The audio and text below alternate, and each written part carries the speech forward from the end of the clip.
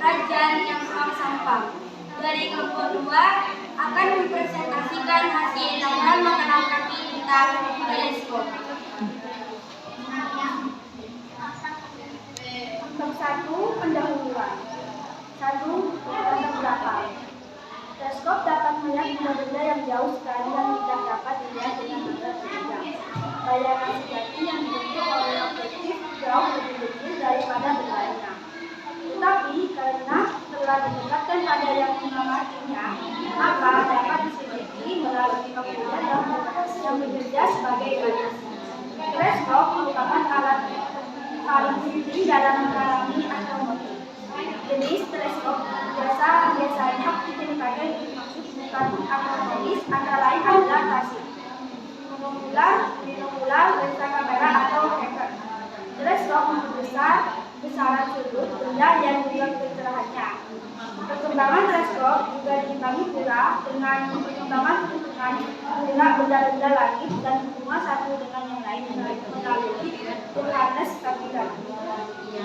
Dengan hukum Kepler dan puncaknya Ernest Newton dengan hukum gravitasi.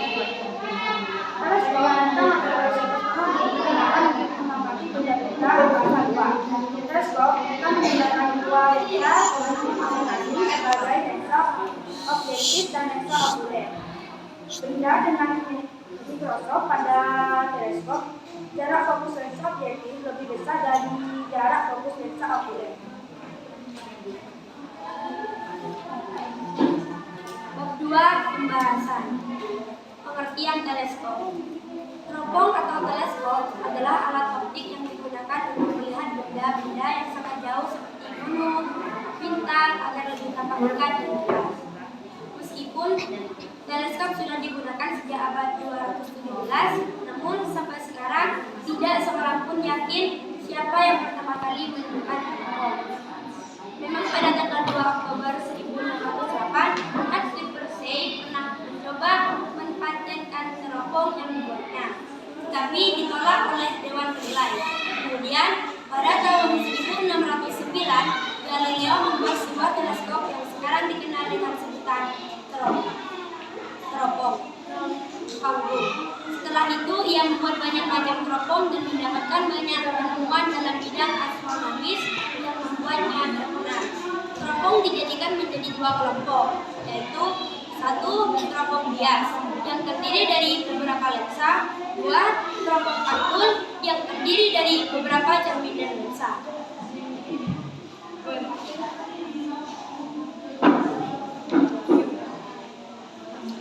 Teropong bias. Teropong bias menggunakan lensa sebagai objektif untuk menyiasatkan cahaya. Beberapa contoh teropong bias adalah 1. Teropong bintang atau teleskop astronomi, 2. Teropong bumi, 3. Teropong panggung, 4. Teropong prisma atau binokuler. Pengertian teropong bias. 1. Teropong bintang. Teropong bintang atau teropong astronomi digunakan untuk mengamati benda-benda angkasa luar. Teropong bintang menggunakan dua buah lensa positif masing-masing sebagai lensa objektif dan lensa okuler.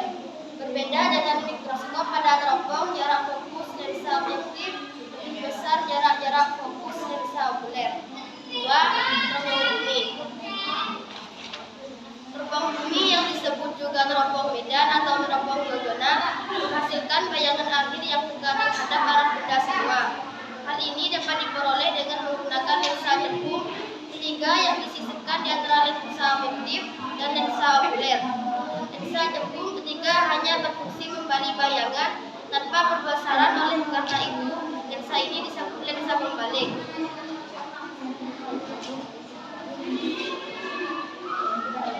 3. Teropong panggung atau teropong Galilei.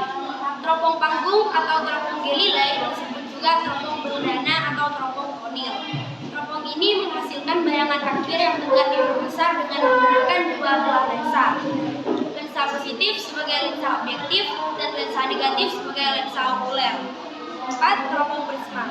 Teropong prisma merupakan penggunaan lensa pembalik untuk menghasilkan bayangan akhir yang tegak, mengakibatkan teropong bumi relatif panjang.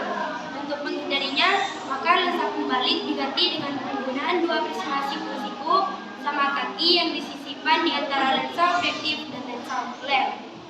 Prisma-prisma tersebut digunakan untuk membalikkan bayangan dengan pantulan sempurna.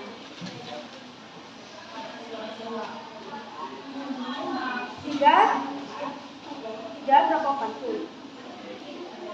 Teropong pantul merupakan teropong bintang yang disusun dari bahan cermin cemplung, jenis data dan lensa. Fungsi lensa objektif diganti dengan cermin cemplung.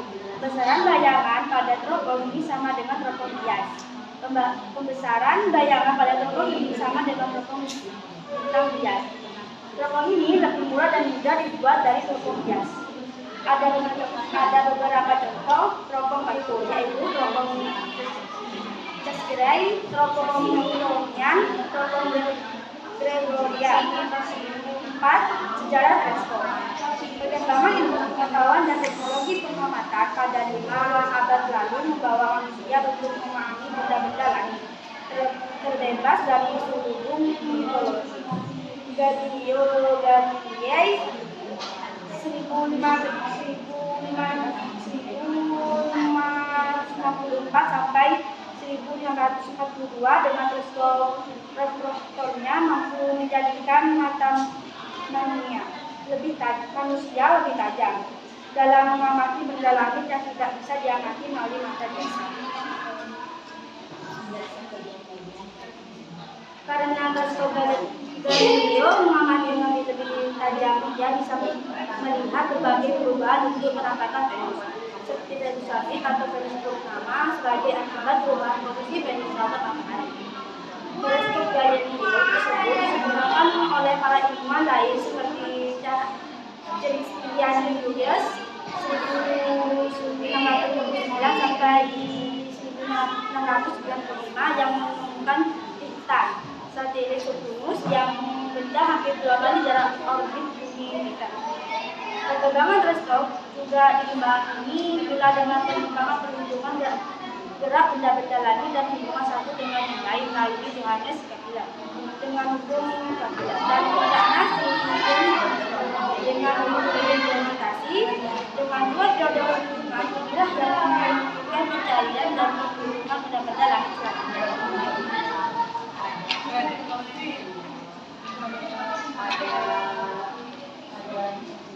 Bab 3. Penutup. Kesimpulan. Teropong atau teleskop adalah alat optik untuk melihat benda-benda jauh seperti bulan, bintang, agar tampak adil dan jelas. Pada dasarnya, teropong terdiri dari 2 lensa objektif dan 10 lensa okuler. Benda di jauh tak terhingga bayangan yang dibentuk lensa objektif berada di titik fokus lensa objektif. Untuk mata dan berakomodasi, bayangan tak berakomodasi. Bayangan yang dibentuk lensa objektif harus berada di titik fokus lensa okuler sehingga berhimpit dengan fok. Karena pengamatan benda-benda di angkasa dilakukan berjam-jam, maka biasanya dilakukan dengan mata yang tak berakomodasi. Cukup sekian presentasi dari kami.